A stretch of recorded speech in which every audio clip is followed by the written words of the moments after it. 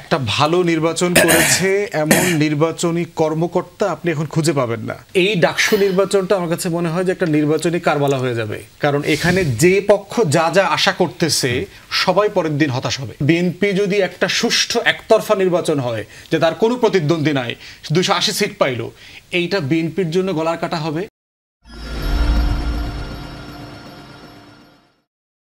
এই রাষ্ট্র সিম্পলি নির্বাচন করতে ভুলে গেছে। একটা ভালো নির্বাচন করেছে এমন নির্বাচনী কর্মকর্তা আপনি এখন খুঁজে পাবেন না, কারণ 2001-এর পরে যারা ছিলেন তারা মোটামুটি রিটায়ার করেছেন।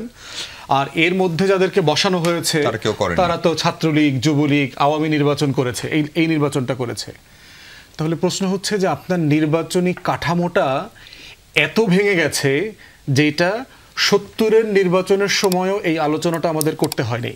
আপনি যদি শেখ মুজিব থেকে শুরু করে বাংলাদেশের পুরো 60-এর দশকের আন্দোলন দেখেন, 6 দফায় সুষ্ঠু নির্বাচনের দাবি ছিল।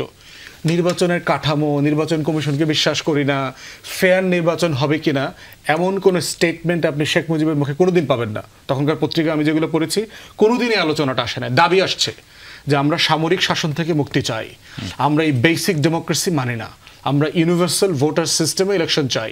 এই নীতি আলোচনাগুলো হয়েছে, পলিসি আলোচনা। নির্বাচনটা কিভাবে হবে, কখন গণ অভ্যুত্থানের পরে গণ অভ্যুত্থানের পক্ষের শক্তিরা যার যার জায়গা থেকে নির্বাচন করতেছে, সেই নির্বাচনটা তরুণরা কিভাবে নিবে এইটার একটা ন্যাশনাল রিফ্লেকশন আছে।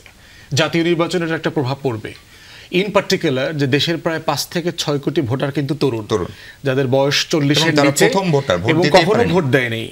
এবং এই জনগোষ্ঠীরই কিন্তু রিফ্লেকশন বারবার দেখবেন। এই যে ব্রেইন ইনোভেশন, বিআইজিডি, এদের বিভিন্ন জরিপে আসতেছে 62% আনডিসাইডেড, 48% সুইং, 59% এখনো মাইন্ড সেট করতে পারছে না। এবং এই ডাকসু নির্বাচনটা আমার কাছে মনে হয় যে একটা নির্বাচনী কারবালা হয়ে যাবে, কারণ এখানে যে পক্ষ যা যা আশা করতেছে সবাই পরের দিন হতাশ হবে। এবং এইটার একটা রিফ্লেকশন জাতীয় নির্বাচনে পড়বে। বিএনপিকে সবচেয়ে বড় দল হিসাবে এখানে সবচেয়ে বেশি ছাড় দিতে হবে। মনে রাখতে হবে, বিএনপি নেতারা সবসময় বলে যে ভাই আমরা তো অনেক ছাড় দিচ্ছি। লিডারশিপ এমন একটা জায়গা যেখানে ছাড়ের কোনো সীমা নাই। নেতৃত্ব এমন একটা জায়গা, বড়ত্বের এমন জায়গা হচ্ছে, সীমানা হচ্ছে আকাশ পর্যন্ত। কারণ বিএনপিকে মনে রাখতে হবে এই নির্বাচনে যদি কেউ জেতে সেটা যেমন বিএনপি হবে, জিতেও যদি কেউ হেরে যায় সেটাও বিএনপি হবে। কারণ বিএনপি যদি একটা সুষ্ঠু একতরফা নির্বাচন হয় যে তার কোনো প্রতিদ্বন্দ্বী নাই, 280 সিট পাইলো, এইটা বিএনপির জন্য গলার কাটা হবে।